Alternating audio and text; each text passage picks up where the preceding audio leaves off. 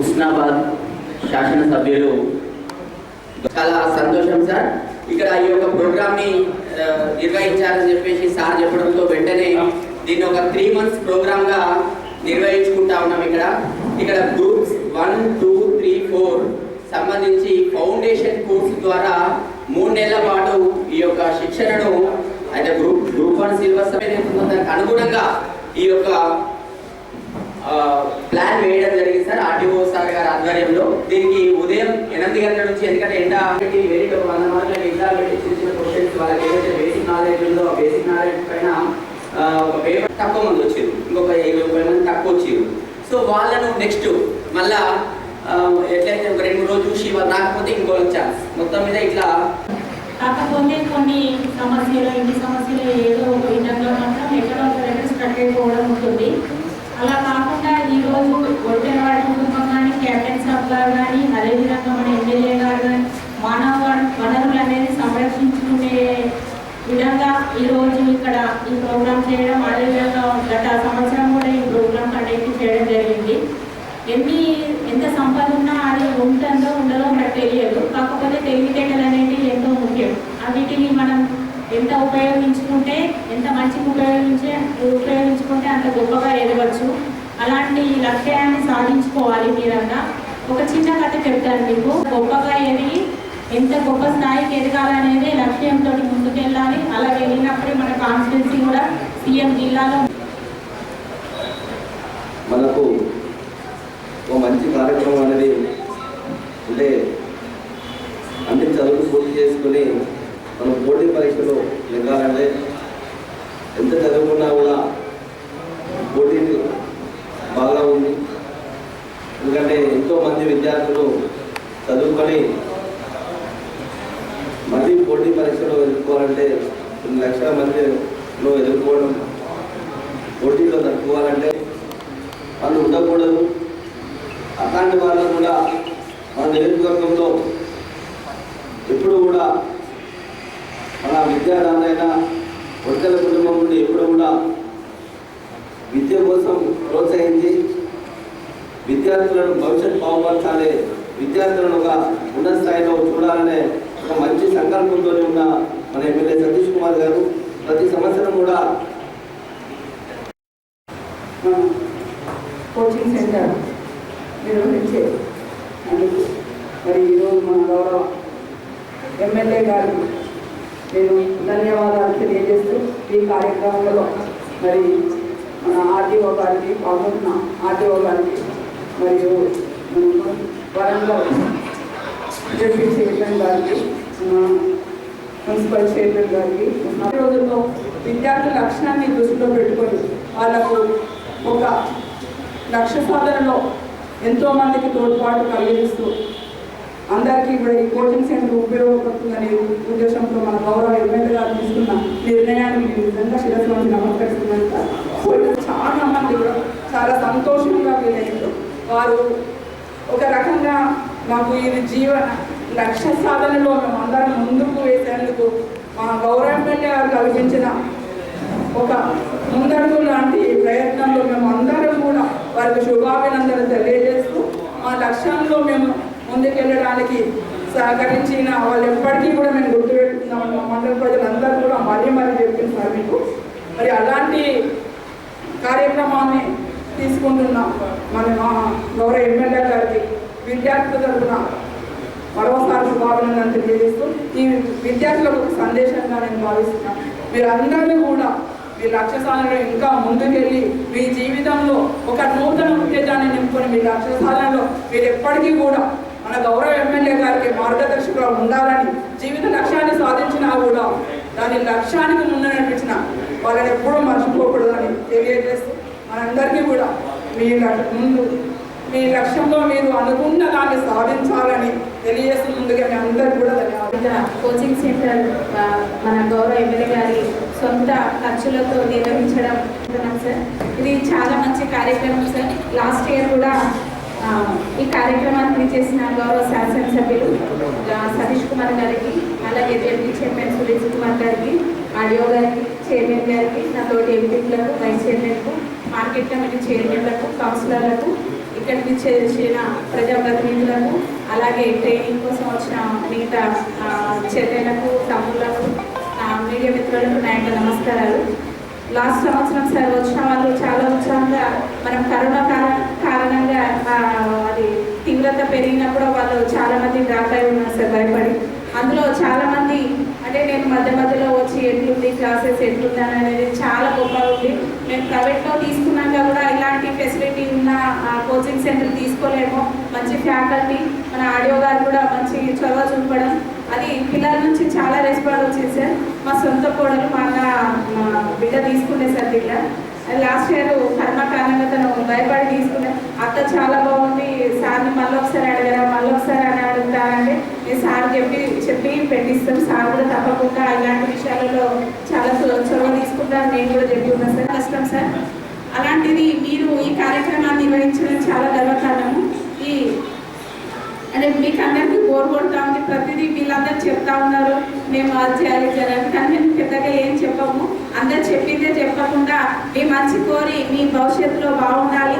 అలాగే ఇలాంటి మధ్యాహ్నం భోజనం కళాశాలలో మధ్యాహ్నం భోజనం నిర్వహించడం కానీ ఇలాంటి కోచింగ్ సెంటర్ను నిర్వహించడం అనేది వారు ముందు నుంచి చేస్తున్న విషయం మనందరికీ తెలిసిందే.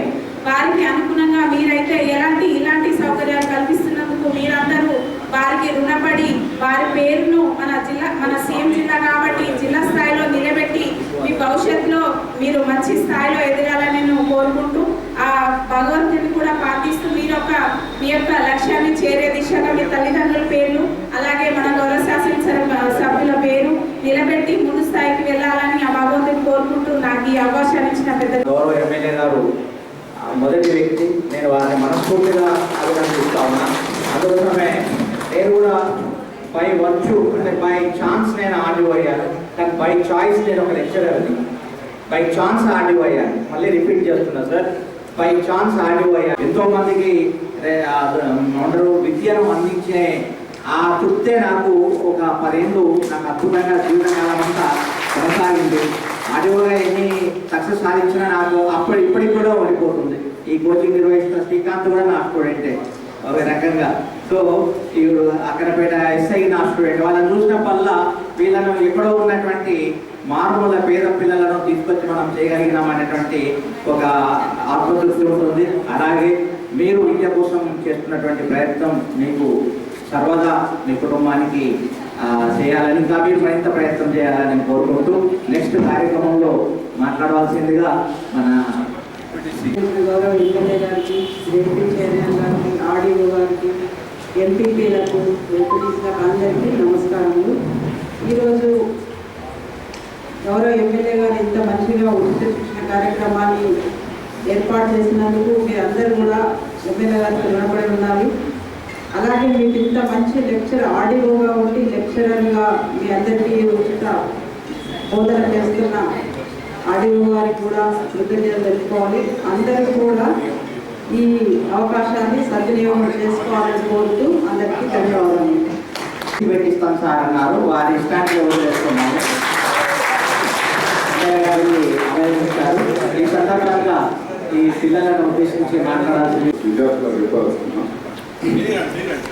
కొడతల సతీష్ కుమార్ గారు మరియు మన ఆడియో గారు, గౌరవ ఎంపీపీలు, మున్సిపల్ చైర్మన్ గారు, వైస్ చైర్మన్, కౌన్సిలర్లు, జెడ్పీటీసీ, మార్కెట్ చైర్మన్, ఇతర ముఖ్య నాయకులు అందరికీ మరియు విద్యార్థులు అందరికీ నా హృదయపూర్వక నమస్కారాలు. నేను ఎన్పీ కాలేజీలో 1989 to 91 లెక్చరర్గా పనిచేశాను. 3 ఉద్యోగాలు మార్చాను. ఒకటి ఎల్ఐసి, ఒకటి statistical officer, assistant statistical officer, తర్వాత ఎక్సైజ్ సబ్ ఇన్స్పెక్టర్గా గ్రూప్ 2 ద్వారా ఎంపికైంది. మా రోజులలో ఉచిత శిక్షణ లేదు, ఏమన్నా ఉంటే హైదరాబాద్ రేంజ్లో ఉండేది. దాన్ని నా ఎడ్యుకేషన్ అంతా వరంగలే కాబట్టి మాకు అందుబాటులో ఉండేది కాదు. అయితే ఏ కాంపిటేటివ్ ఎగ్జామ్ అయినా మనకు ఒకటే కావాలి ముఖ్యం, కలెక్షన్ ఆఫ్ మెటీరియల్, ఫోకస్. మనం అదే చదవాలి, అదే నిద్రించాలి, అదే ధ్యానం చేయాలి. ఈ 3 లక్షణాలు పెట్టుకోవాలి. మనం ఏ ఉద్యోగానికి ట్రై చేస్తున్నాం, for example sub inspector try చేస్తున్నాం అనుకో, ఫిజికల్ టెస్ట్ ఫిట్నెస్ ఉండాలి, ఆ 5 టెస్ట్లలో 3 పాస్ కావాలనే ఫోకస్, ప్లస్ మనం ఓవర్కమ్ కావాలి ఏ కాంపిటేటివ్ ఎగ్జామ్, అది వాళ్ళు పెట్టే రిటర్న్ టెస్ట్. ఈ విధంగా ప్లాన్డ్గా ప్రిపేర్ అయితే మనం అనుకున్న లక్ష్యం 100% రీచ్ అవుతాం. అయితే దీంట్లో మన గౌరవ శాసనసభ్యులు ఇచ్చేటువంటి కోచింగ్తో పాటు మీకు మీరే సొంత ఇన్స్టిట్యూట్ ఏర్పాటు చేసుకోవాలి. ప్రతి స్టూడెంట్ అట్లా ఏర్పాటు చేసుకున్న వారే కాంపిటీషన్లో ముందుగా ఉంటారు. అంటే వీళ్ళు చెప్తేనే ఇదే చదువుతా ఇదే కాదు, వీళ్ళు చెప్పేది మనకు 60% యూజ్ అవుతుంది, ఇంకా 40% అసలు సమస్య ఉత్పన్నమవుతుంది. దానికోసం మనం అవిశ్రాంతంగా కృషి చేయాలి. ఈ విధంగా అభివృద్ధి వేయించేతోటి మనం పనిచేస్తే 100% మనం సక్సెస్ అవుతామని తెలియదు. కోచింగ్ సెంటర్ను ఏర్పాటు చేసిన మన హుస్నాబాద్ నియోజకవర్గ అభివృద్ధి ప్రదాత ఎమ్మెల్యే సతీష్ కుమార్ గారికి ముందుగా శిరస్సు వంచి పాదాభివందనం చేస్తూ, అలాగే చైర్మన్ సునీల్ సార్ గారు, ఆర్డీఓ గారు, మిగతా ఎంపీపీలు, వేదికను అలంకరించిన ప్రజాప్రతినిధులందరికీ కూడా, ముందున్న విద్యార్థులు, ఇప్పుడు మీరు విద్యార్థులే, ఇందులో పెళ్ళైన వారు కూడా ఉండొచ్చు, కానీ విద్యార్థి దశ గుర్తుంచుకుంటేనే విజయాలు సొంతమవుతాయని నా అభిప్రాయం. కాబట్టి అందరూ ఈ వచ్చిన అవకాశాన్ని సద్వినియోగం చేసుకోవాలి. అవకాశం ఎప్పుడో ఒకసారి వస్తుంది. ఆ వచ్చిన అవకాశాన్ని 100% ఎఫర్ట్ పెట్టి మీ లక్ష్యాన్ని చేరుకోవాలి. ఇంతకుముందు మాట్లాడిన మా హస్బెండ్ గురించి చెప్తే మీకు ఒక ఇన్స్పైరింగ్గా ఉంటుందని చెప్తున్నాను. మా మ్యారేజ్ అయినాక 1 మంత్కి ఈ గ్రూప్ 2 ఎగ్జామ్ పడితే అప్పుడు నిజంగా ఒక డేలో 12 అవర్స్ 13 అవర్స్ తను చదువుకున్నారు. అంతే కదా, అప్పుడు మా పాప అప్పుడే పుట్టింది. ఆ పాపను కూడా ఎక్కువ ఎత్తుకోలేకపోయేవారు. కానీ రాత్రి 1 వరకు నేను 2-3 సార్లు టీవీ, ఏం పరీక్ష రావు ఈ టీవీ పెట్టుకోండి. కష్టం ఎప్పుడు ఊరికే పోదు, కష్టే పని సుఖే పని. కాబట్టి మీరందరూ ఈ కోచింగ్ సెంటర్లోని సద్వినియోగం చేసుకొని మీ లక్ష్యాలను తప్పకుండా నెరవేర్చుకోవాలి. కొందరు నిరుత్సాహంగా ఉంటారు. మనకు అత్యంత శత్రువు ఎవరంటే బద్ధకం, నిరాశ, నిస్పృహ. ఈ శత్రువులను అధిగమిస్తేనే మన మిత్రుడైన లక్ష్యాన్ని చేరుకోగలుగుతాం. కాబట్టి అందరూ సద్వినియోగం చేసుకొని చక్కగా చదువుకొని, ఇంకా మాకు హ్యాపీ ఏంటంటే సగం మహిళలు కూడా సగం మంది ఉన్నారు. మహిళ ఆర్థికంగా ఎదిగితే మహిళా సాధికారత చేకూరుతుంది. అమ్మ, మీరు కూడా ఎన్ని సమస్యలున్నా, మీకు పిల్లలు ఉండొచ్చు, కుటుంబ సమస్యలు ఉండొచ్చు, ఏది మనకు అడ్డం కాకూడదు. మన లక్ష్యం గొప్పదైతే దేన్నైనా చేరుకోవచ్చు. కాబట్టి అందరూ ఈ అవకాశాన్ని సద్వినియోగం చేసుకుంటూ నాకు ఈ అవకాశం ఇచ్చినందుకు ధన్యవాదాలు. అలాగే మీకోసం కూలర్లు ఏర్పాటు చేయడం మేము బాధ్యత అనుకుంటున్నాం. ఏసీలు అందరూ నిజంగా ఏసీలో ఉంటే నిద్ర వస్తుంది కోరుకుంటూ ఈ అవకాశం ఇచ్చినందుకు ధన్యవాదాలు. శిరస్సు వంచి పాదాభివందనం చేసుకుంటున్నాను. సార్ ఇప్పుడు కాదు, గతంలో కూడా శిక్షణ తరగతులు 3 నెలల పాటు ఏర్పాటు చేశారు. అంటే మనకు ఏం చేశామన్నది కాదు, ఎంత ఉపయోగపడుతున్నదనేది లక్ష్యంగా సార్ మనకు ఎప్పుడు సపోర్ట్ ఇస్తూ, మరీ ముఖ్యంగా మహిళలకు, ఇప్పుడు ఆర్టీఓ గారు చెప్పినట్టుగా మహిళలకు బాగా సపోర్ట్ ఇస్తారు. మేము ప్రజాప్రతినిధులుగా ముందుకు వచ్చినప్పుడు మాకు ఇంత ధైర్యం లేకుండే. సార్ ఎప్పుడు మమ్మల్ని ప్రోత్సహిస్తూ, మీరు మాట్లాడండి అమ్మా, మీరు చెప్తే ఇన్స్పిరేషన్గా ఉంటుంది, మహిళలు ఎక్కువ ముందుకు రావాలి అని మాకు ఒక సపోర్ట్ని ఇస్తూ, ఒక పెద్ద అండనిస్తూ మమ్మల్ని ఎంకరేజ్ చేస్తూ ఉంటారు. మమ్మల్ని సార్ ఉత్సాహంగా రుద్రమాదేవిలని కోడుతూ ఇంకా బాగా ఎంకరేజ్ చేస్తారు. ఏ మీటింగ్లోకి వెళ్ళినా ఎవరికైనా కూడా మమ్మల్ని అదే విధంగా పరిచయం చేస్తారు. మాకు అదొక పెద్ద సపోర్ట్ని ఇస్తుంది. ఈ సందర్భంగా కూడా సార్కు మరొకసారి కృతజ్ఞతలు తెలియజేసుకుంటున్నాను. ఉచిత శిక్షణ అని ఏదో మీరు వస్తున్నామా అంటే వస్తున్నాము, పోతున్నామా అంటే పోతున్నాం కాకుండా, మీ ఉద్యోగమే లక్ష్యంగా మీరు 100% ప్రణాళికాబద్ధంగా ముందుకు పోయినట్టయితే ఒక ఆఫీస్లో మీకు ఒక చైర్ అంటూ లక్ష్యంగా, ఉద్యోగమే లక్ష్యంగా ముందుకు పోవాలి. ఎప్పుడూ కూడా అధైర్యం చెందకుండా, నిరుత్సాహపడకుండా, ఏమోతి ఇవాళ బర్త్డే ఎక్కున్నది, వర్క్ ఎక్కువైంది. మరీ ముఖ్యంగా మా మహిళలు కూడా చాలామంది పెళ్ళైన వాళ్ళు ఉన్నారు. మీ జీవితంలో ఎన్నో ఒడిదుడుకులు ఉండొచ్చు, కుటుంబ బాధ్యతలు ఉండొచ్చు, పిల్లలు, భర్త, అత్త, మామ, ఇలాంటి బాధ్యతలు, ఇలాంటి పాత్రలు మీరు పోషిస్తూనే ఉంటారు. కానీ వాటికి లొంగకుండా వాటిని సక్రమంగా చేసుకుంటూనే ప్రణాళికాబద్ధంగా మీరు ఒక పొద్దున 1/2 అవర్ లేట్గా లేసినట్లయితే అన్నీ డిస్టర్బ్ అవుతూ ఉంటాయి. అందుకనే కరెక్ట్ టైంకు లేచి కరెక్ట్ ప్రణాళిక ప్రకారం ముందుకు వచ్చినట్లయితే మీరు 100% జాబ్ మీదే అవుతుంది. మరి ఒక చైర్ అంటూ మీకు ఆఫీస్లో ఏర్పడుతుంది. కాబట్టి ప్రతి ఒక్కరు కూడా ఈ అవకాశాన్ని ఉచిత శిక్షణ అని తీసుకోకుండా చుట్టుపక్కల గ్రామాల వాళ్ళు, మనం సిటీకి వెళ్తే కరీంనగర్, వరంగల్, హైదరాబాద్ లాంటి సిటీలకు వెళ్తే లక్షలు వేలల్లో ఖర్చు మనకు నెత్తిన భారం పడతాయి. మరి ఇంత మంచిగా మన గౌరవ ఎమ్మెల్యే గారు ఇక్కడ ఉచిత శిక్షణను ఇప్పిస్తూ మరి సకల సౌకర్యాలు ఉండేటట్టుగా మరి హై క్లాస్గా బయట మనం ప్రైవేటులో డబ్బులు వెచ్చించినా కూడా ఇంత మంచి హాళ్ళు, ఇంత మంచిగా ఏర్పాట్లు ఉండవు. మరి మంచి ఫ్యాకల్టీ హైదరాబాద్ నుంచి మరి ఎక్స్పీరియన్స్ టీచర్స్ని తీసుకొచ్చి ఇక్కడ ఉచిత శిక్షణ ఏర్పాటు చేస్తున్నారు. ప్రతి ఒక్కరు కూడా దీన్ని సద్వినియోగం చేసుకోవాలి. మరి ఇంతకుముందు ఆర్టీఓ గారు అన్నట్టు విద్యను పంచుతుంటే పెరుగుతుంది, విద్య పెరుగుతుంది. కాబట్టి మీరు కూడా ఇంకొకరికి ఇన్స్పైర్గా ఎదగడానికి ముందుకు రావాలి. మార్గదర్శకులుగా మీరు కూడా కావాలని ఆల్ ద బెస్ట్ చెప్పుకుంటూ మరి ఇలాంటి కార్యక్రమాలు సార్ ఇంకా బాగా చేస్తారు. ఇంకా వేరే లాగా కూడా కోచింగ్ ద్వారా పోలీస్ శిక్షణ కానివ్వండి, అన్నదాన కార్యక్రమాలు కానివ్వండి, జూనియర్ కాలేజీలో అన్నదాన కార్యక్రమం, మధ్యాహ్న భోజన వసతి కల్పించారు. ఇలా విద్యార్థుల కోసం అనేక కార్యక్రమాలు, మరి పేద ప్రజల కోసం అనేక కార్యక్రమాలు అక్కడ వచ్చిన వారు అవుతారు. కాబట్టి అందరికీ ఆల్ ద బెస్ట్ చెప్పుకుంటూ మరి మరొకసారి అందరికీ ఆల్ ద బెస్ట్. మంచి ఉద్యోగమే లక్ష్యంగా మీరు ముందుకు పోవాలి. మేము కూడా అప్పుడప్పుడు మీకు ఏమైనా ఇబ్బందులు ఉన్నా కూడా మేము తెలుసుకొని మరి సార్కు ఇన్ఫర్మేషన్ ఇవ్వడం జరుగుతుంది.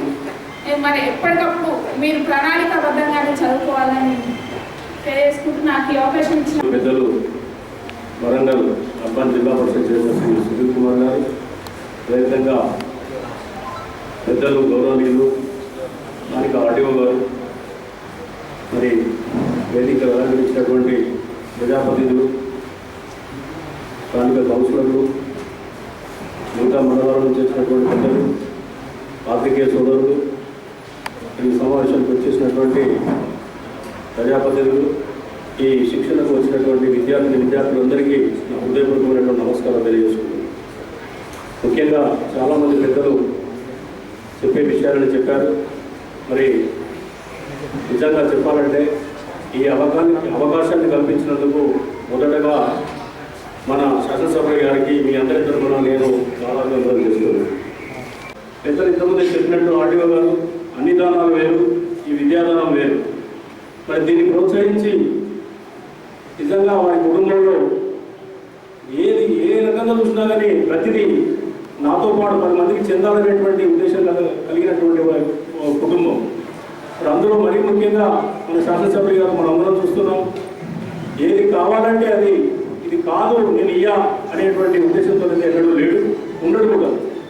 మరి దయచేసి నేను ఎక్కువగా చెప్పకుండా ఈ మంచి అవకాశాన్ని మీరు సద్వినియోగపరచుకొని మీరు 100 to 100% సక్సెస్ అయ్యి మీరు ఉద్యోగాలు సంపాదించి మీ కుటుంబానికి తోడ్పాటుగా ఉండాలని కోరుకుంటూ, అదేవిధంగా ఈ ఉస్మానాబాద్ నియోజకవర్గానికి మన శాసనసభ్యులు గారికి మంచి పేరు తేవాలని చెప్పి ఈ సభాముఖంగా మీ అందరికీ తెలియజేసుకుంటూ నాకు గ్రూప్ 1, 2, 3, 4 వేదిక ఉన్నటువంటి మున్సిపల్ చైర్పర్సన్ అక్క రజిత గారు, అదేవిధంగా మండల పరిషత్ అధ్యక్షులు కోహెడ, అదేవిధంగా ఉస్మానాబాద్ చిగురు మామిడి సంబంధించిన పెద్దలు, తర్వాత జెడ్పీటీసీ సభ్యులు కోహెడ గారు, వైస్ చైర్పర్సన్ గారు, కార్పొరేటర్స్ అంటే కౌన్సిలర్స్, ఇక్కడైతే కౌన్సిలర్స్, తర్వాత మా వ్యవసాయ కమిటీ చైర్మన్ గారు, అదే వారు ఒకటే మాటలు మాట్లాడుతున్నారు. నేను డాక్టర్, నాకు కూడా ఉద్యోగం వచ్చింది. కానీ ఆ సెంట్రల్ గవర్నమెంట్ ఉద్యోగం అయితే అరుణాచల్ ప్రదేశ్ దగ్గర వచ్చింది, విజయనగర్, అది బార్డర్, చైనా బార్డర్. అంత దూరం పోతాను వదిలేసిన. తర్వాత మండల ప్రెసిడెంట్ అయినా ఎన్నికయ్యి ఇక్కడ దీంట్లో పని మండల అధ్యక్షుడిగా అయినాక మళ్ళీ రిక్రూట్మెంట్ వచ్చింది స్టేట్ గవర్నమెంట్. వస్తే ఆంధ్రప్రదేశ్లో మెడికల్ ఆఫీసర్గా వచ్చిందండి. ద్వారకా తిరుపతి అక్కడ మెడికల్ ఆఫీసర్ వచ్చినాక 5-6 నెలలు పనిచేసినాక మరి ఇట్లా రాజకీయ నాయకులు లేరు అక్కడ. అలా వేరే తిరుగుతుంది హాస్పిటల్ పోయినా పోకుండా పర్వాలేదు, కానీ ఎమ్మెల్యే గారి ఇంటికాడ మాత్రం హాజరు చేసుకోవాలి, అక్కడనే ఉంటే సరిపోతుంది అనుకుంటుంది. అట్లేదు. ఎందుకంటే మన ఎమ్మెల్యే చూసినప్పుడు అక్కడ చూసినప్పుడు చాలా తేడా వస్తుంది. ఇక రాజీనామా చేసి సపరేట్ వచ్చేసినాక కొన్ని రోజులు కరీంనగర్ జిల్లా పరిషత్ చైర్మన్ తర్వాత ఇప్పుడు అన్నపూడ జిల్లా పరిషత్ చైర్మన్గా సార్ చాలా కృషి చేసిన తర్వాత వచ్చింది. మరి ఇది ఎందుకు ఉంటుందంటే విద్యావంతులైనటువంటి ఒక ప్రజాప్రతినిధులు అవసరం ఉంటుంది కొన్ని సందర్భాలు. అందరూ అనుకుంటారు ప్రజాప్రతినిధులు అనగానే ఎక్కడ మాకు కూడా అనిపించేది కప్తరు బట్టలు ఆటో ఇటు అన్ని పెట్టుకొని వాళ్ళకి కూడా ఏమో అనిపించేది. వాళ్ళు పిల్లల లాగా లేదు, కానీ ఇప్పుడు అట్లా లేరు అనేటువంటి మన అభిప్రాయం. కాబట్టి అనేకమైనటువంటి యొక్క కార్యక్రమాలు ఇవన్నీ చేపడతాను.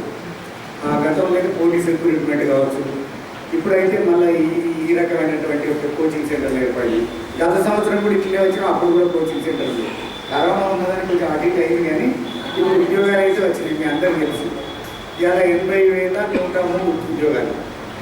ఇక మీరు ఒకసారి కనుక చూస్తే భారతదేశానికి స్వాతంత్రం వచ్చినప్పుడు కూడా ఏ రాష్ట్రంలో ఇన్ని ఉద్యోగాలు రాలేదు, ఫస్ట్ టైం. కాబట్టి ఇప్పుడు ఈసారి కొట్టుకోవాలి, గట్టిగా పని చేసుకోవాల్సినటువంటి అవసరం మాత్రం మనకు ఉంది. మరి ఈ కోచింగ్ సెంటర్లకు వచ్చినకి కోచింగ్ కూడా తీసుకోవాలి. మరి తెలంగాణ రాష్ట్ర ఏర్పడంగా మామూలుగా రాలే ఉద్యోగాలు బాగా వచ్చినాయి. భారత ప్రభుత్వం కూడా ఉద్యోగాలు ఇవ్వాలి, 15 లక్షలు ఖాళీ ఉన్నాయి. అవి కూడా వస్తాయో మరి ఏమిటో చూద్దామని దాని సంగతి కూడా ఉంది. కాబట్టి మనం చూసుకునేటప్పుడు ఏం చేయాలంటే ఉద్యోగానికి పోయేటప్పుడు ఎట్లా చదువుకోవాలి, ఏం చేసుకోవాలి, అనాలిసిస్ ఎట్లా చేయాలి. మనం విపరీతంగా చూస్తాం ఈ మధ్యన చాలామంది యువకులను చూస్తే సోషల్ మీడియాలో చూస్తాం. సోషల్ మీడియాలో కొన్ని కరెక్ట్ ఉంటాయి, కొన్ని తప్పు ఉంటాయి. ఒకటి ఉదాహరణ మీకు చెప్తా. కేసీఆర్ ముఖ్యమంత్రి రాజ్యాంగానికి ఒక బేసిక్ స్ట్రక్చర్ ఉన్నది. ఆ స్ట్రక్చర్కి విఘాతం కలగకుండా మిగతా అన్ని మార్చుకోవచ్చు. చేతులు కావచ్చు, మాటలు కావచ్చు. మరి 390 ఆర్టికల్ బాబాసాహెబ్ రాసినప్పుడు అది లిఖిత రాజ్యాంగం ఉన్నది. అలా లిఖిత రాజ్యాంగం అంటే అర్జున లిఖిత రాజ్యాంగం భారతదేశానికి ఉంది. అది మీరు గమనించండి. Number 2 point. నెంబర్ 3, చదివితే ఖచ్చితంగా ఉద్యోగం వస్తుందా అనేది పక్కన పెట్టండి. మనం ప్రయత్నం చేస్తాం, మీకు ఇంతకుముందే చేస్తాం, లక్ కూడా సాధి ఇవ్వాలి, రైట్? ప్రయత్నం చేస్తాం, కానీ ప్రయత్నం చేస్తే రాకపోతే ఎట్లా జీవితం ఎప్పుడు అనుకోవద్దు. మీరు డిగ్రీ చదివారు, రైట్? ఇంటర్మీడియట్ చదివారు, 10th చదివారు, డిగ్రీ చదివారు, రైట్? పీజీ చదువుతూ ఉన్నారు. దేనికోసం చదువుతున్నారు? విద్య కోసం చదువుతూ ఉన్నారు. ఒక 10వ తరగతి అంటే ఏమి చదివిన వానికి, ఒక 10వ తరగతి చదివిన వానికి తేడా ఉంటుంది ఆలోచన విధానంలో, జీవన విధానంలో. అలాగే 10వ తరగతి చదివిన వానికి, డిగ్రీ చదివిన వానికి తేడా ఉంటుంది ఆలోచనలో కానీ, జీవిత విధానంలో కానీ. అలాగే పీజీ చేసిన వానికి, ఒక డిగ్రీ చదివిన వాడికి తేడా ఉంటుంది. పీజీ చేసిన వాడు కొంచెం ఎక్కువ రిఫైన్ అవుతాడు, ఎక్కువ ఆలోచిస్తాడు, ఎక్కువగా జీవితాన్ని రైట్ ఉండరు పాజిటివ్ వేలో తీసుకుంటాడు.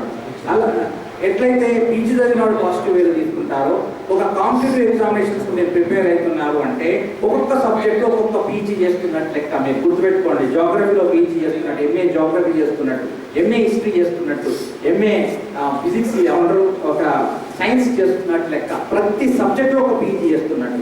సాధారణంగా ఒక పీజీ చేసేవాడికి మైండ్ మెచ్యూరిటీ అయితే, ఇన్ని పీజీలు చేసేవాడికి ఎంత మైండ్ మెచ్యూరిటీ అవుతుందో మీరు ఆలోచించండి, రైట్? అట్లా ఆలోచించాలి. మన మైండ్ మెచ్యూరిటీ కావాలి, మన ఆలోచన విధానంలో, దృక్పథంలో తేడా రావాలి. ఇప్పుడు కూడా నేను చదువుతూనే ఉంటుంటా. మా మిస్సెస్ నిన్న కూడా ఉంది, మీ క్లాస్ కోసమనే సరే ఛానల్ అయింది ఇండియన్ కాన్స్టిట్యూషన్ అని చదువుతూ ఉంటుంటే ఆమె అంటున్నది, ఏమో ఎగ్జామ్ రాస్తావా ఏమన్నా అని అడిగింది. వాస్తవానికి అంటే నిరంతరం చదువుతూ ఉంటేనే జ్ఞానం. అది నేను గొప్పగా ఏం ఫీల్ అవ్వడం లేదు, ఎందుకంటే పివి నరసింహారావు గారు అన్ని భాషలు వచ్చి ప్రధానమంత్రిగా ఉంటే ఒక భాష నేర్చుకున్నాడు ఆయన, రైట్? అంత ఓపిక ఉన్నప్పుడు, మన 70 సంవత్సరాల వయసులో అంత ఓపిక ఉన్నప్పుడు, మన చిన్న వయసులో రైట్ చదవలేమా? This is number 1 question. Number 2 question, నాకు చదువుతుంటే చాలా మందికి ఒక అది వస్తుంటుంది, చదువుతుంటే ఇంట్రెస్ట్ వస్తలేదు, రైట్? చదవబుద్ధి అవుతలేదు. ఇది నేచర్ ఎవరికైనా కానీ ఉండే. Deputy chairman doctor Sudheer Kumar గారికి, గౌరవ మున్సిపల్ చైర్మన్ వెంకట్ గారికి, గౌరవ హుస్నాబాద్ ఎంపీపీ మానస గారికి, అదేవిధంగా చంద్రమామిడి ఎంపీపీ వెంకట గారికి, గౌరవ కోయడ డిప్యూటీసీ శ్యామలత గారికి, గౌరవ కోరిడా ఎంపీపీ కీర్తి గారికి, ప్రెస్ మిత్రులకు, మీడియా మిత్రులకు, ప్రతి ఒక్కరికి పేరు పేరున ఉదయపూర్వక నమస్కారం తెలియజేస్తున్నాను. ముఖ్యంగా కదా అని చెప్పి ఒక మాట మాట్లాడలేదు. నేనేమన్నా అంటే, సార్ తెలంగాణ రాష్ట్రం సాధించుకున్న గౌరవ ముఖ్యమంత్రి కేసీఆర్ గారు తెలంగాణ రాష్ట్రం సాధించుకున్న తర్వాత 3 విషయాలు ముఖ్యమంత్రి గారు ఇప్పటికీ మాట్లాడుతుంటారు. దాంట్లో ప్రత్యేకంగా మొదటిది నీళ్లు. ఆ నీళ్లు మనం తీసుకొచ్చుకున్నాం. గోదావరిలో కాళేశ్వరం ప్రాజెక్టు కట్టడం, వాళ్ళ కృష్ణాలో కూడా నీళ్లు తీసుకొచ్చే ప్రయత్నం చేస్తున్నాం. తద్వారా నీళ్లు మనకు వచ్చినాయి. నిధులు తెలంగాణ రాష్ట్రం ఏర్పడ్డది కాబట్టి మన నిధులు కూడా మనమే ఖర్చు పెట్టుకుంటాం. ఇప్పుడు నియామకాలు ఇన్ని రోజుల నుంచి ప్రతి ఒక్కరు కూడా ఏం చేసిన నియామకాలు ఆల్రెడీ కొంతమంది రెగ్యులరైజ్ చేయడం జరిగింది. మళ్ళీ మనం అనౌన్స్ చేసినప్పుడు దాదాపు 90,000 ఉద్యోగాల్లో కూడా అది 11,000 మంది ఉద్యోగాలకు ఆల్రెడీ కాంట్రాక్ట్ వరకు పనిచేస్తున్నారు. వాళ్ళందరూ కూడా రెగ్యులరైజ్ చేసుకుంటూ జరిగిన సంగతి కూడా మనం గుర్తుపెట్టుకోవాలి. ఇంకా ఖాళీలు ఉన్నాయని చెప్పి చూస్తుంటే ఈ ఖాళీలు కూడా ఎట్లా ఏర్పడ్డాయి ఒకసారి మనం ఆలోచించాలి. ఇవాళ జోనల్ వ్యవస్థ తీసుకురావడం జరిగింది. గత ఆంధ్రప్రదేశ్లో ఉన్నప్పుడు జోనల్ వ్యవస్థ వేరే ఉండే.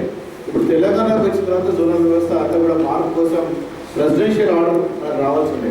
ఈ ప్రెసిడెన్షియల్ ఆర్డర్ రాని కనుక మనం ఉద్యోగాలు తీసుకుంటే మన దగ్గర ఉద్యోగాలు అంతగానో ఫిట్ కాకపోవచ్చు, చాలా కష్టం ఉంటుంది. కాబట్టి జోనల్ వ్యవస్థ అయిన తర్వాత అందరు ఉద్యోగస్తులను జోనల్ ట్రాన్స్ఫర్ కూడా చేయడం జరిగింది.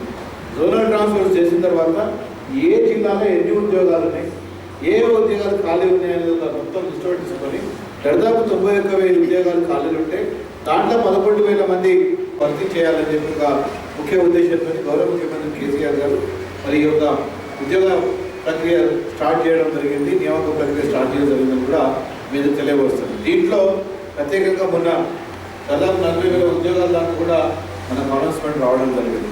ఈ అనౌన్స్మెంట్ వచ్చినప్పుడు వాస్తవంగా చెప్పాలంటే మన హుస్నాబాద్ ప్రాంతానికి సంబంధించిన వాళ్ళు ఎవరైనా కానీ విద్యావంతులు, చదువుకున్న వాళ్ళు, తెలివిన వాళ్ళు మంచిగా ఏదైనా కానీ ఖచ్చితంగా చేయలేస్తారు. మాకు ఆ ధైర్యం ఉన్నది. ఖచ్చితంగా మీరు సాధించలేస్తారని కూడా ధైర్యం నాకు ఉన్నది. ఆ ధైర్యంలో కూడా మనం కనుక కొంచెం ప్రోత్సహించదుంటే వీళ్ళకు తప్పకుండా వీళ్ళు ఆ ఉద్యోగం ఏదైతే వీళ్ళు అనుకుంటారో గ్రూప్ 1 కానివ్వండి, గ్రూప్ 2 కానివ్వండి, గ్రూప్ 3 కానివ్వండి తప్పకుండా సాధిస్తారు. తద్వారా ఈ ప్రదేశం అంతా కూడా బాగుపడుతున్న మంచి ఉద్దేశంతో ఇవాళ ఈ కోచింగ్ క్యాంప్ కూడా పెట్టడం జరిగింది. దీంట్లో ఖర్చులు ఉన్నాయి, ఖర్చులు లేకుండా అంటలేదు. మరి ఏదైతున్నా కానీ నా దగ్గర ఉన్న విద్యార్థులందరూ కూడా ఎవరైతే ఉద్యోగం కోసం ఆశిస్తున్నారో వాళ్ళకు దొరికేది ఉంటే మాకు సంతోషం ఉంటుంది. ఎందుకంటే ఏదో ఒక మార్గం చూపిస్తున్నాం. మనకి ఇండస్ట్రీస్ ఉన్నాయా లేవు, ఎవరున్నాయా మనకి ఇండస్ట్రీస్? మనం ఆధారపడేది కేవలం భగవంతుడి మీద.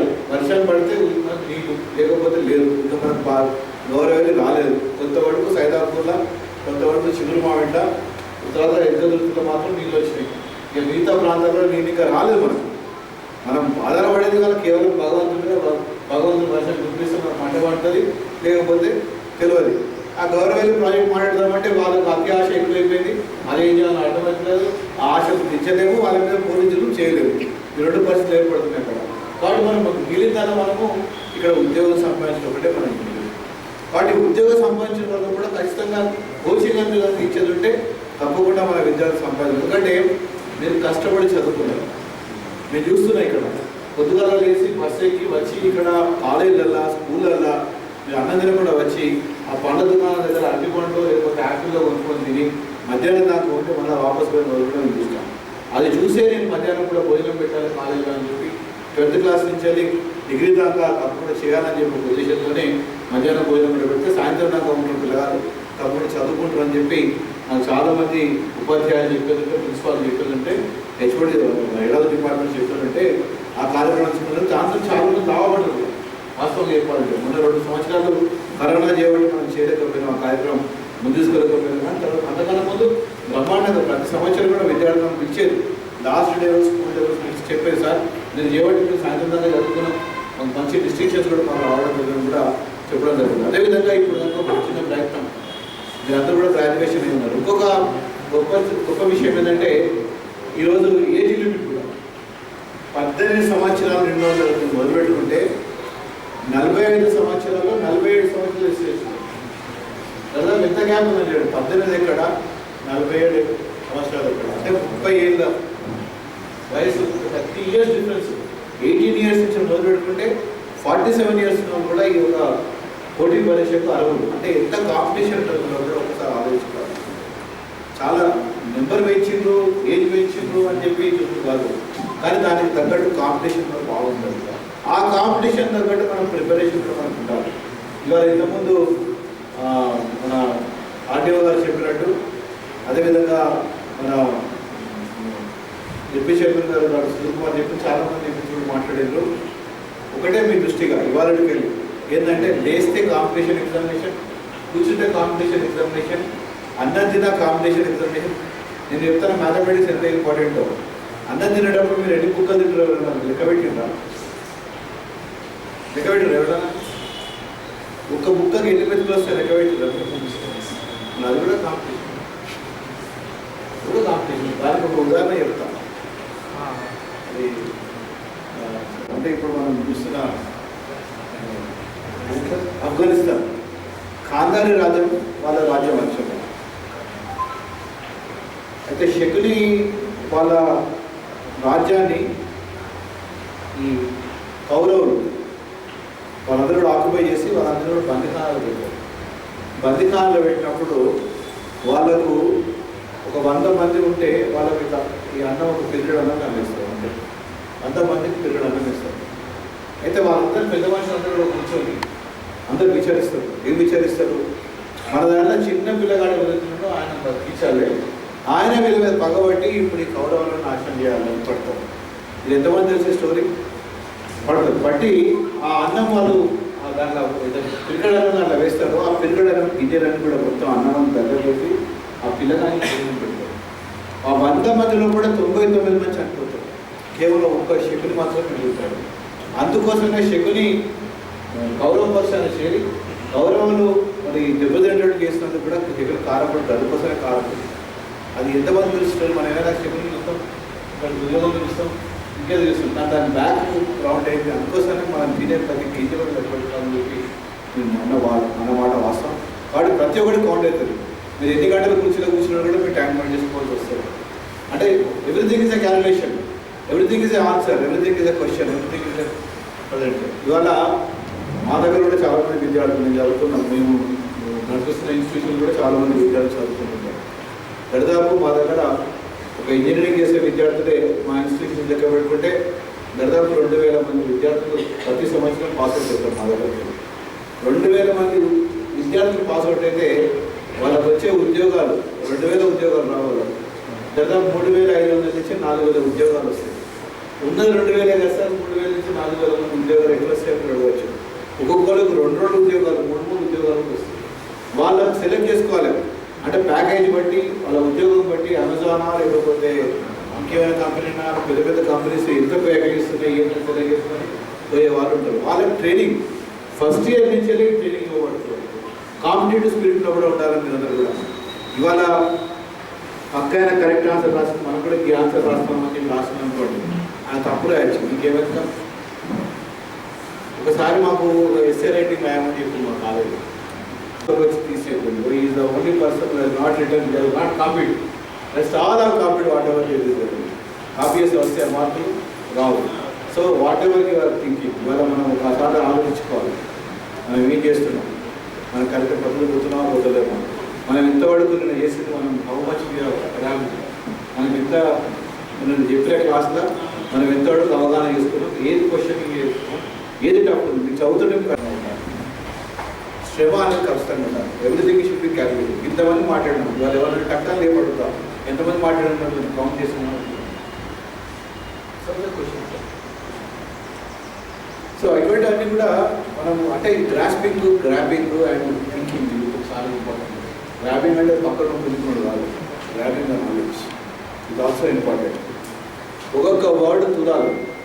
మనం ఏం మాట్లాడుతున్నాం, నేను మాట్లాడే మాటలో కూడా ఎంత అర్థం ఉన్నదని చెప్పి ఎందుకోసం వచ్చినప్పుడు ఏం చెప్తాడు నాకు ఈయన, ఆయనకి ఏం అవసరం ఉండదు.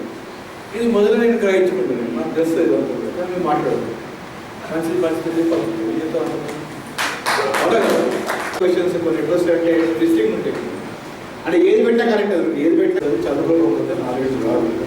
కష్టపడితేనే మీకు ఉద్యోగం వస్తుంది, కష్టపడకపోతే ఉద్యోగం రాదు. కాబట్టి ఖచ్చితంగా నాకైతే నమ్మకం మీరు కష్టపడుతుంది. కష్టపడతారు కదా, మీరు కష్టపడే చేతులు లేవు.